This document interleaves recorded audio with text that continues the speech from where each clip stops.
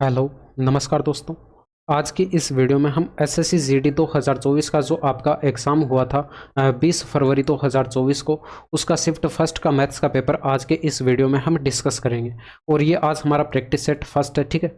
और इसके अलावा देखिए, मैं थोड़ा सा एग्ज़ाम के बारे में बता देता हूँ। ये जो आपका एग्ज़ाम हुआ था, ये टोटल 53 शिफ्ट के अंदर हुआ था, ठीक है। और एक शिफ्ट के अंदर मैथ्स के 20 प्रश्न पूछे गए, तो टोटल कुल मिलाकर जो है हम 1060 प्रश्न सोल्व करने वाले हैं, ठीक है।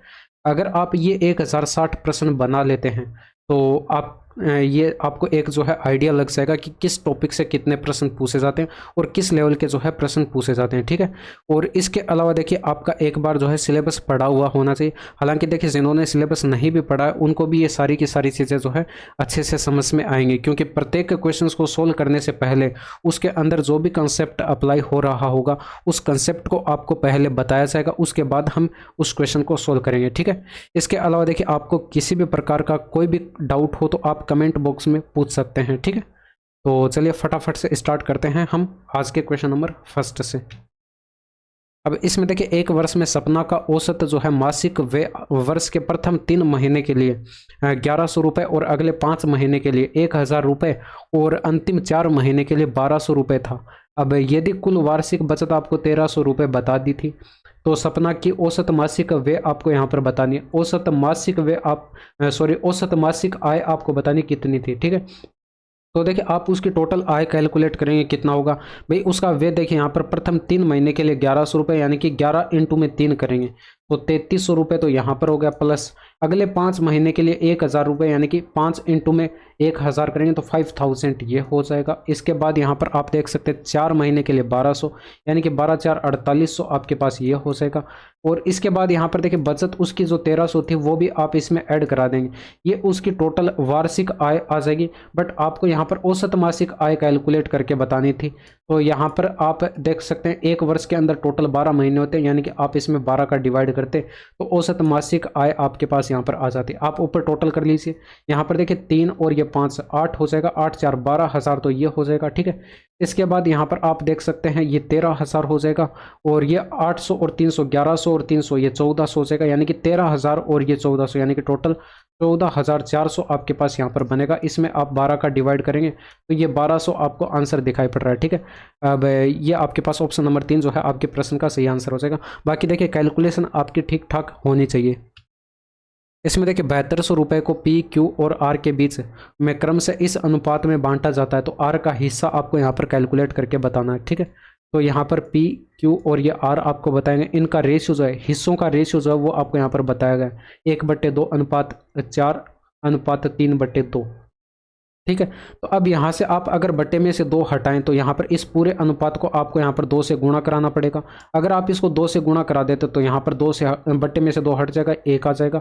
और यहाँ पर 4 दूनी का 8 हो जाएगा, यहाँ पर भी बट्टे में से 2 हट जाएगा, यानी कि 3 आ जाएगा।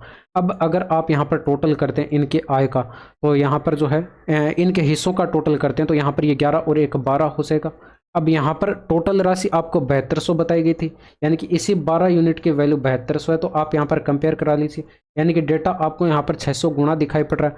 तो आपको तो यहाँ पर आर का हिस्सा कैलकुलेट करके बताना था, यानी कि ये भी 3 ना होकर 600 गुणा हो जाएगा, यानी कि 1800 आपके प्रश्न का करेक्ट जवाब हो जाएगा, ठीक है। नेक्स्ट देखिए, इसमें देखिए ए और बी दोनों 5000 रुपये प्रति घड़ी की दर से अपनी घड़ियां बेचते हैं, यानी कि यहाँ पर दोनों का जो है विक्रय मूल्य सेलिंग प्राइस जो है वो आपको यहाँ पर बराबर बताया गया। अब इसमें देख सकते हैं ए 25% का लाभ अर्जित करता है, जबकि बी को यहाँ पर 10% की हानि होती है। ए और बी के क्रय मूल्यों का अनुपात जो है आपको बताना है, कॉस्ट प्राइस का रेशियो आपको कैलकुलेट करके बताना है। तो आप यहाँ पर देख सकते हैं ए हो जाएगा और ये यहाँ पर लिख लेते हैं बी हो जाएगा, ठीक है।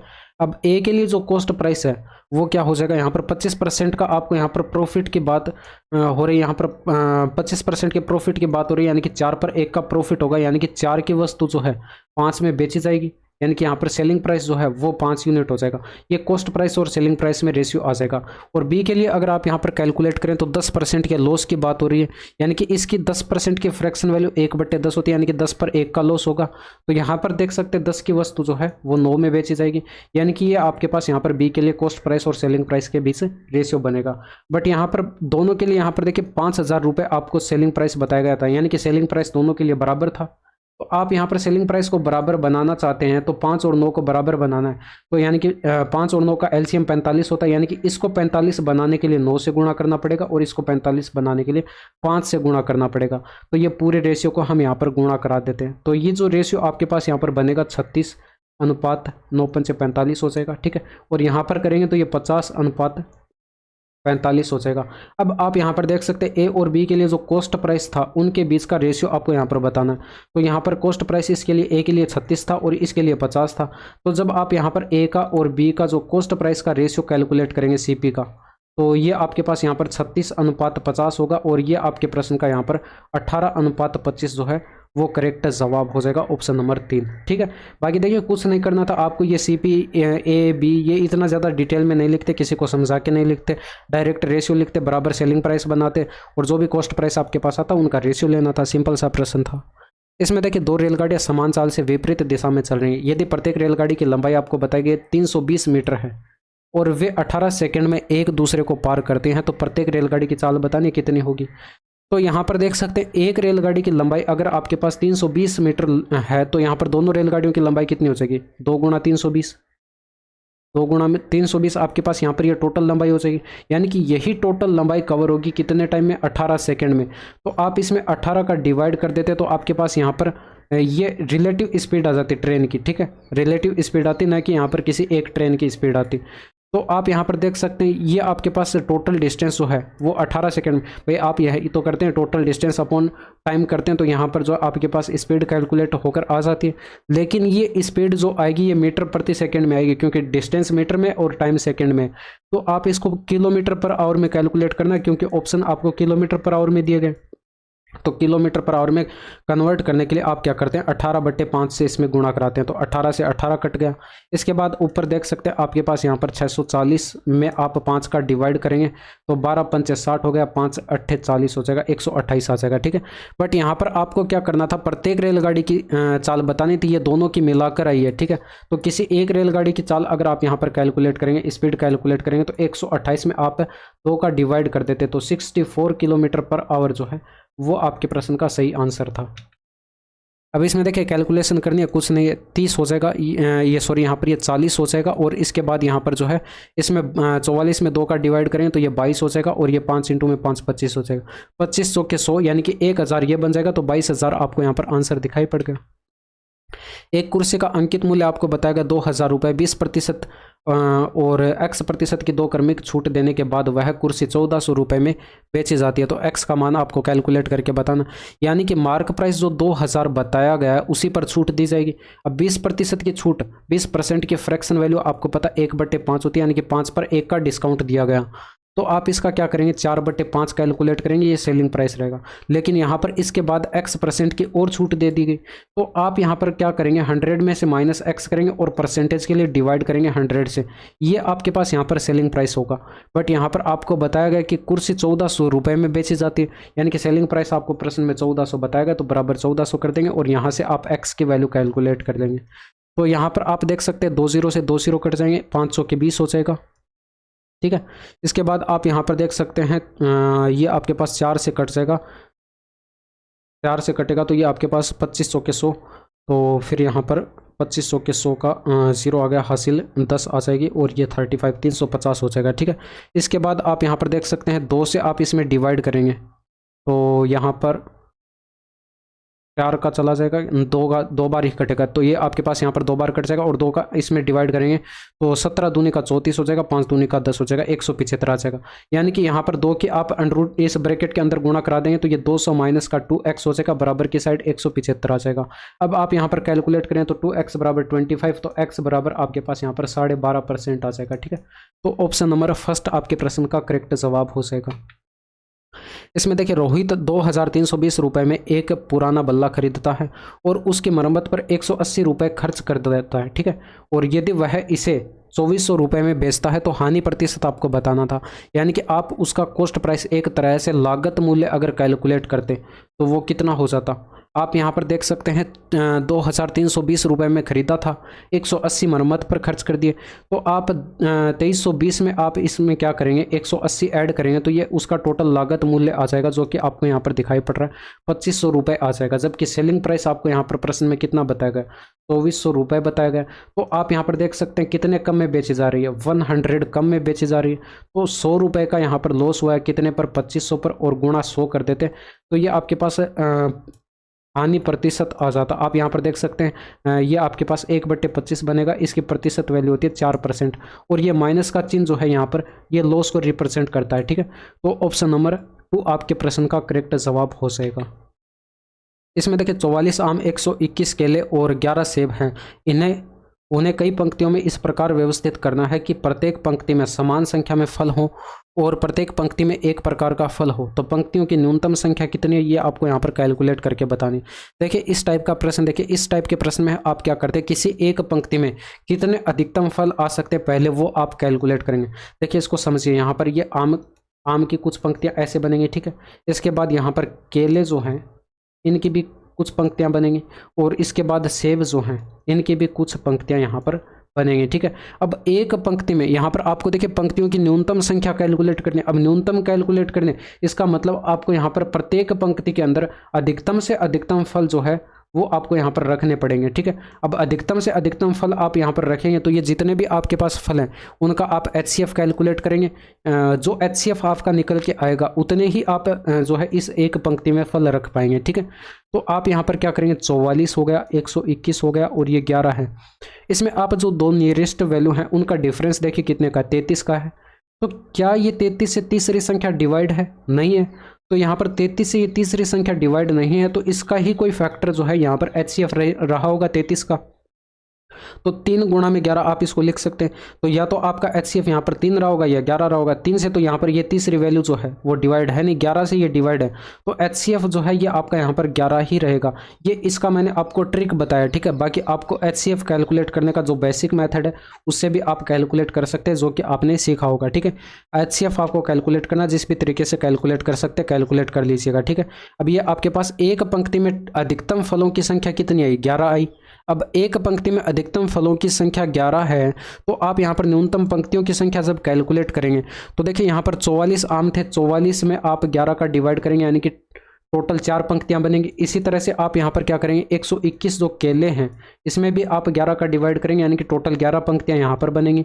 और प्लस ये आपके पास यहाँ पर 11 सेब हैं, इसमें भी आप यहाँ पर 11 का डिवाइड करेंगे तो एक पंक्ति यहाँ पर सेब की बनेगी, क्योंकि एक पंक्ति में अधिकतम हम 11 ही सेब रख सकते हैं और 11 फल रख सकते हैं, और 11 हमारे पास सेब हैं, यानी कि सेब हमारे पास यहाँ पर जो रखे जाएंगे वो 11 एक ही पंक्ति बनेगी। ठीक है, अब यहाँ पर आप देख सकते हैं यही तो बन रहा है। इसको जब आप यहाँ पर कैलकुलेट करेंगे तो ये आपके पास यहाँ पर क्या बनेगा, 4 प्लस का 11 प्लस का 1 बनेगा, यानी कि यह 16 आपके प्रश्न का सही आंसर आ जाएगा। ठीक है, तो कुछ नहीं करना था, आपको HCF कैलकुलेट करना था इनका और इनमें डिवाइड करके ऐड कर देना था, और कुछ नहीं करना था। इसमें देखिए यदि एक आयत की लंबाई में 14.28% की वृद्धि कर दी जाए तो क्षेत्रफल को अपरिवर्तित रखने के लिए इसकी चौड़ाई कितने प्रतिशत घटाई जानी चाहिए। आप एक बात बताइए, इसमें आयत का जब क्षेत्रफल कैलकुलेट करते हैं तो आप लंबाई इंटू में चौड़ाई करते हैं। L यहाँ पर लंबाई है और B यहाँ पर चौड़ाई है। अब प्रश्न में क्या बोला गया कि यहाँ पर लंबाई में जो है 14.28% की वृद्धि की जाती है। अब अगर आपको ये पता है 14.28% की फ्रैक्शन वैल्यू होती है 1/7, यानी कि 7 पर 1 का इंक्रीमेंट किया जाएगा, तो यहाँ पर लंबाई का 8/7 हम कैलकुलेट कर लेंगे। ठीक है, अब इसके बाद यहाँ पर ये जो चौड़ाई है इसमें कुछ कमी की जाएगी। अब हमें नहीं पता इसमें कितने परसेंट की कमी करें, मान लेते हैं X% की कमी कर देते हैं। ठीक है, तो X% की कमी करते हैं तो यहाँ पर क्या करेंगे, पीछे हमने किया था 100 माइनस का X और परसेंटेज के लिए डिवाइड करेंगे 100 से, तो ये जो क्षेत्रफल कैलकुलेट होकर आएगा, भाई आपके पास लंबाई इंटू में चौड़ाई करते हैं तो आयत का क्षेत्रफल आता है। अब ये जो क्षेत्रफल है ये पहले जो क्षेत्रफल था उतना ही रहना चाहिए था, यानी कि बराबर LB के रहना चाहिए था। तो जब आप इसको कैलकुलेट करेंगे तो यहाँ पर देख सकते हैं LB से LB कट गया। अब यहाँ पर आप X की वैल्यू कैलकुलेट कर सकते हैं, बराबर 1, यहाँ पर बराबर 1 आ जाएगा, ये 700/8 आ जाएगा। इधर 100 माइनस का X इक्वल टू बराबर कितना आ जाएगा, 700/8 आ जाएगा। तो आप X बराबर लिख सकते हैं 100 माइनस का 700/8, तो आप इसको लिख सकते हैं यहाँ पर 100 डिवाइडेड बाय 8, तो यहाँ पर आप इसको लिख सकते हैं 12.5%। ठीक है, तो पीछे जैसे हमने कैलकुलेट किया था वैसे आपके पास यहाँ पर आंसर आ जाएगा। ठीक है, वो डिस्काउंट वाला था। अब ये आयत के क्षेत्रफल पर आधारित प्रश्न था। इसमें देखिए 8 दिनों तक काम करने के बाद राखी को पता चलता है कि अभी तक केवल 10% काम पूरा हुआ है। वह पूनम को काम पर रखती है जो राखी से 20% अधिक कुशल है। शेष काम को पूरा करने में उन्हें कितने दिन और लगेंगे। तो यहाँ पर आप देख सकते हैं ये जो राखी थी और ये पूनम है, ठीक है। अब 20% अधिक कुशल है तो यहाँ पर आप देख सकते हैं 20% की फ्रैक्शन वैल्यू 1/5 होती है। यानी कि अगर यहाँ पर ये राखी अगर 5 यूनिट कुशल थी तो इससे 1 यूनिट अधिक जो है ये पूनम कुशल है, यानी कि 6 यूनिट इस पूनम की एफिशिएंसी हो जाएगी। ये इनकी एफिशिएंसी का रेशियो हमारे पास आएगा, ठीक है। अब इनकी एफिशिएंसी का रेशियो हमारे पास आ चुका है। प्रश्न में बोला गया है कि यहाँ पर जो 8 दिनों तक काम करने के बाद राखी को पता चलता है कि काम का 10% हुआ। आपने एक कंसेप्ट पढ़ रखा होगा MDH/W वाला, M1D1 और यहाँ पर H1/W1, ठीक है, बराबर होता है M2D2 और H2 और यहाँ पर बट्टे के अंदर W2। यहाँ पर M आदमियों की संख्या, D दिनों की संख्या, H घंटों की संख्या, W यहाँ पर वर्क हो जाएगा, ठीक है। अब घंटों की संख्या तो यहाँ पर बता ही नहीं गया तो ये आप यहाँ पर नहीं रखेंगे, जो आपको बताएगा वही आप यहाँ पर रखेंगे। अब M की जगह यहाँ पर राखी है और राखी यहाँ पर राखी की एफिशिएंसी कितनी है 5 यूनिट है, तो इसकी एफिशिएंसी आप यहाँ पर रखेंगे। और D यहाँ पर दिनों की संख्या जो कि यहाँ पर आपको 8 बताएगी तो आप यहाँ पर 8 रखेंगे। अब आपको यहाँ पर देखिए पता चलता है कि 10% ही काम हुआ है, यानी कि यहाँ पर जो काम हुआ है वो आप यहाँ पर बट्टे के अंदर रखेंगे, वर्क आप यहाँ पर बट्टे के अंदर रखेंगे। तो टोटल काम अपने आप में 100% था, उसका 10% कंप्लीट हुआ है तो आप बट्टे में 10 रख लिए, ठीक है। इसके बाद आप यहाँ पर देख सकते हैं ये दोनों एक साथ मिलकर काम करती हैं। अब जो शेष काम बचा 90% का वो आप 90% तो यहाँ पर बट्टे में रखेंगे और यहाँ पर जो है ये दोनों एक साथ मिलकर काम करती हैं, यानी कि राखी प्लस का ये जो पूनम है, इन दोनों की एफिशिएंसी ऐड करेंगे तो 5 + का 6 होगी। और इनटू में ये कितने दिनों में काम कंप्लीट कर सकते हैं वो आपको यहाँ पर कैलकुलेट करके बताना है। तो टाइम T मान लेते हैं, ठीक है। तो यहाँ पर ये बराबर होना चाहिए इस वाले कंसेप्ट से, ये कंसेप्ट आपको पता होना चाहिए, ठीक है। तो बस अब कैलकुलेट कर लीजिए, आपके पास आंसर आ जाएगा। बस कुछ नहीं था, आपको डायरेक्ट ये वाली लाइन लिखनी थी, ठीक है। कंसेप्ट सारे पता होते तो डायरेक्ट ये वाली लाइन लिखते। और इसमें आप यहाँ पर देख सकते हैं जब आप इसको सोल्व करेंगे तो यहाँ पर ये 0 से परसेंटेज से और 0 से ये कट जाएगा, ठीक है। अब यहाँ पर आप देख सकते हैं 6 5 11 बनेगा और यहाँ पर 11 इधर बट्टे में आ जाएगा, इधर ऊपर 40 और ये 9 चौके 36 यानी कि 360 हो जाएगा और ये 11 इधर बट्टे में आ जाएगा और ये T बराबर आ जाएगा, यानी कि यहाँ पर लगने वाला जो टाइम होगा वो 360/11 दिन का होगा। ऑप्शन नंबर फर्स्ट आपके प्रश्न का सही आंसर आ जाएगा। कैलकुलेशन आप अपने तरीके से करें, ठीक है। इसमें देखिए एक विद्यार्थी ने एक परीक्षा में 75% अंक प्राप्त किए और उसे 60% अंक प्राप्त करने वाले दूसरे विद्यार्थी के अंक से 30 अंक अधिक प्राप्त हुए, तो परीक्षा के अधिकतम अंक आपको बताने। यानी कि एक को जो 75% अंक मिले थे वो अंक दूसरे को जो 60% अंक मिले थे उससे 30 अंक अधिक थे, यानी कि ये आपने इक्वेशन बना ली। अब यहाँ से अगर आप कैलकुलेट करेंगे तो 15% बराबर आपको यहाँ पर दिखाई पड़ेगा 30 आ जाएगा, यानी कि यहाँ पर 1% बराबर कितना आ जाएगा 2 आ जाएगा। तो यहाँ पर जो आपके पास अधिकतम अंक थे वो अपने आप में 100% थे, तो 100% भी आप दोनों साइड 100 की गुणा कराएंगे तो 100% बराबर कितना हो जाएगा 200, यानी कि 200 अधिकतम अंक थे।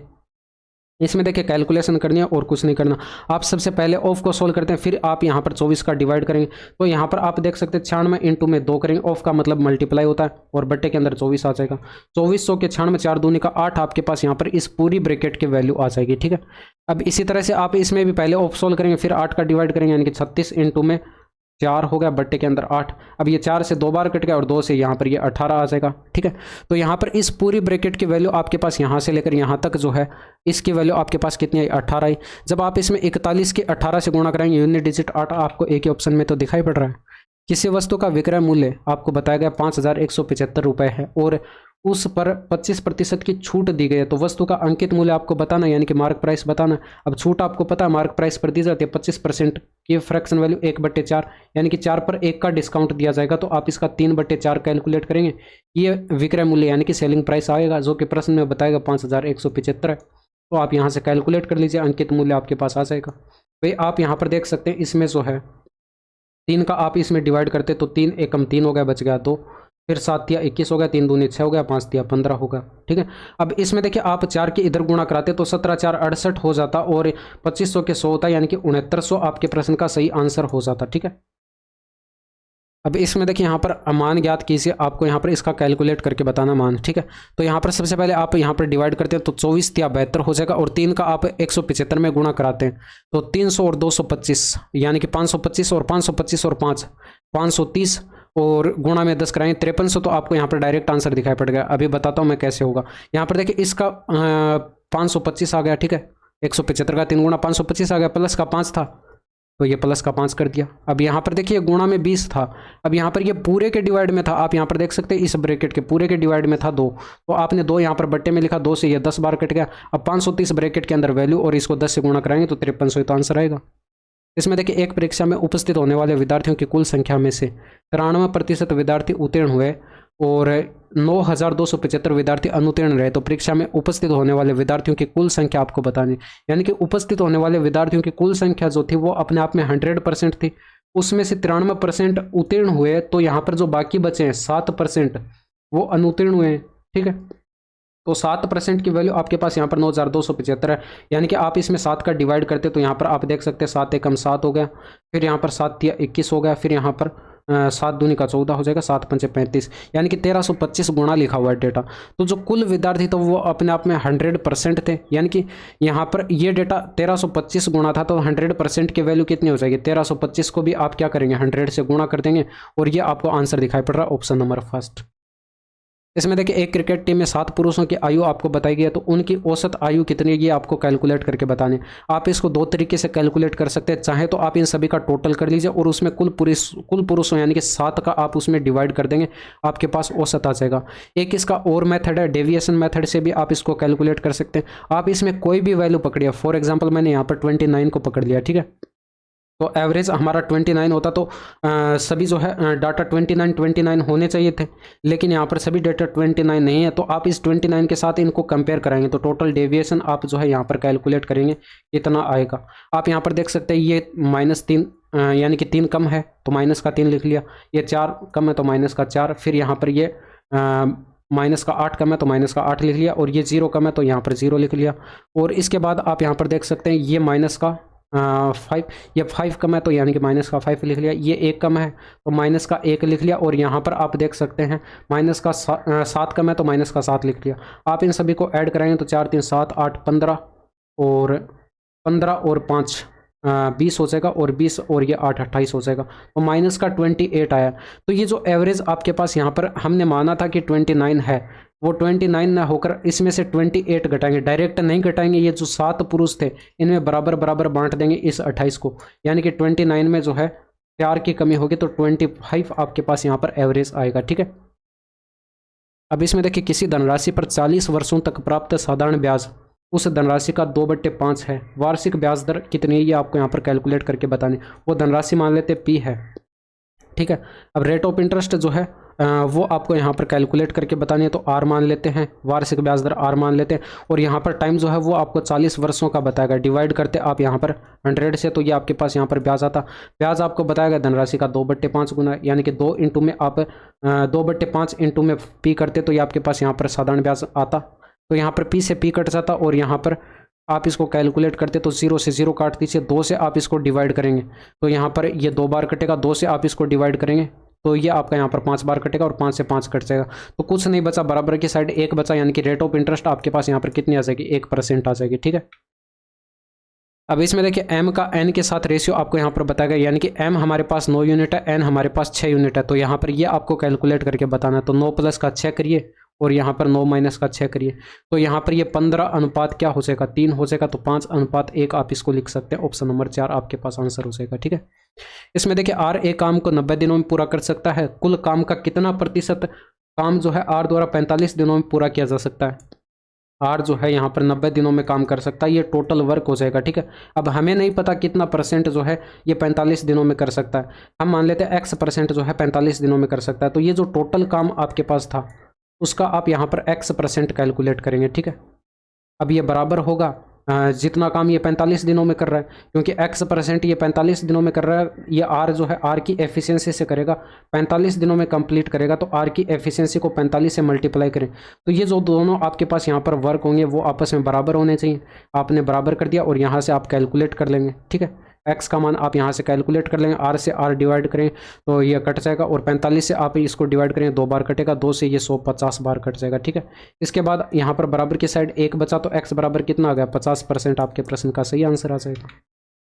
इसमें देखिए चक्रवर्ती ब्याज आपको यहाँ पर वार्षिक रूप से संयोजित बताया गया पर रखी गई एक धनराशि 10 वर्षों में स्वयं की 2 गुनी हो जाती है, और वह समय ज्ञात कीजिए जिसमें धनराशि स्वयं की 4 गुना हो जाएगी।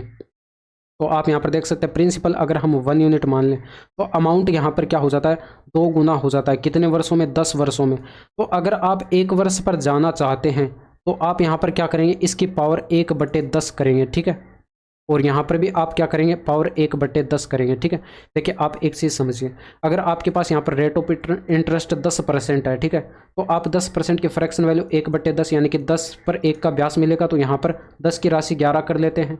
अगर आपसे 2 वर्ष का ब्याज पूछा जाता है तो आप यहाँ पर जो है इसका स्क्वायर करते हैं, लेकिन वहीं पर आप इस 1 वर्ष पर जाते भाई आप इसका स्क्वायर करते हैं। ठीक है, तो यहाँ पर जो है ये 100 से 121 हो जाती है। ठीक है, अब आपको वापस से 1 वर्ष जाना तो आप पावर 1/2 यानी कि आप इसका वर्गमूल लेंगे, तब आपके पास यहाँ पर वापस से 10:11 आ जाएगा। तो यानी कि आप वापस से इस पर जंप करना चाहते हैं तो आपको वर्गमूल करना पड़ता है, यानी कि पावर 1 के बट्टे में लिखनी पड़ती है। ठीक है, तो हमें ये 10 वर्ष का रेशियो बताया गया, तो हम यहाँ पर 1 वर्ष पर जाते तो यहाँ पर पावर को 1 बट्टे के अंदर ये जो टाइम दिया गया था उसको हमने 1 के बट्टे में लिख लिया। ठीक है, पावर में। इसके बाद आप यहाँ पर देख सकते हैं इसमें जो है आपको क्या करना है धनराशि इसमें कि 4 गुना हो जाएगी, वो टाइम आपको यहाँ पर बताना है, यानी कि इस 2 की जगह हमें क्या लेकर आना है 4 लेकर आना है। तो आप यहाँ पर देख सकते हैं कि जो पावर में आपके पास था इसको अगर मैं यहाँ पर 2 से ऊपर और नीचे गुणा कर दूँ, इसको मैं थोड़ा सा बड़ा करके लिख देता हूँ। ठीक है, यहाँ पर ये प्रिंसिपल हो गया और ये अमाउंट हो गया, और यहाँ पर ये आपके पास जो है 1 है तो ये 2। अब यहाँ पर जो है ये पावर में आप 1/10 लिख लेंगे, और यहाँ पर भी पावर में 1/10 लिख लेंगे। अब देखिए इसको मैं ऊपर और नीचे क्या कर रहा हूँ 2 से गुणा कर रहा हूँ। ठीक है, तो हालांकि देखिए मैं आपको इतना डिटेल में लिख के बता रहा हूँ, बाकी इतना ज़्यादा आप लिखते नहीं हैं। ये 2/10 आ जाएगा पावर में, और यहाँ पर 2 की पावर जो है 2/20, ये सॉरी यहाँ पर भी 2/20 होगा। ठीक है, ये 2/20 हो जाएगा। ठीक है, अब आप यहाँ पर देख सकते हैं ये जो आपके पास ऊपर 2 है इसका मतलब क्या है इसका स्क्वायर है, तो आप यहाँ पर क्या करेंगे 1 का स्क्वायर करेंगे तो 1 होगा, तो आप इसकी 1 की पावर 1/20 ऐसे लिख लेंगे। इसका देखिए 2 का आप स्क्वायर करेंगे तो 4 हो जाएगा, और यहाँ पर 4 की पावर 1/20 लिख लेंगे। अब आपके पास यहाँ पर देख सकते हैं ये जो आपके पास प्रिंसिपल 1 था, प्रिंसिपल आपने स्टार्टिंग में 1 जो माना था यहाँ पर 1 है, और यहाँ पर स्वयं का 4 गुना हो रहा है अमाउंट, यहाँ पर अमाउंट जो है वो स्वयं का 4 गुना हो रहा है। और आपको मैंने क्या बताया था पावर में आप जो टाइम रहता है उसको 1 के बट्टे में करके लिख लेते हैं, तो यहाँ पर ये जो 20 है ये आपके पास टाइम होगा। ठीक है, यानी कि 20 वर्ष में ये धनराशि हमारे पास 4 यूनिट हो जाएगी। अब देखिए ये कुछ ट्रिक्स होती हैं, ये अगर आपको पता है तो आप आंसर जल्दी बना पाएंगे। ठीक है, तो ये टोटल आपके पास यहाँ पर 20 प्रश्न थे, और यहाँ तक की वीडियो कैसी लगी कमेंट करके ज़रूर बताएगा। बाकी मिलते हैं आपसे नेक्स्ट वीडियो में। That's all for today, thank you, धन्यवाद, बाय बाय, टेक केयर।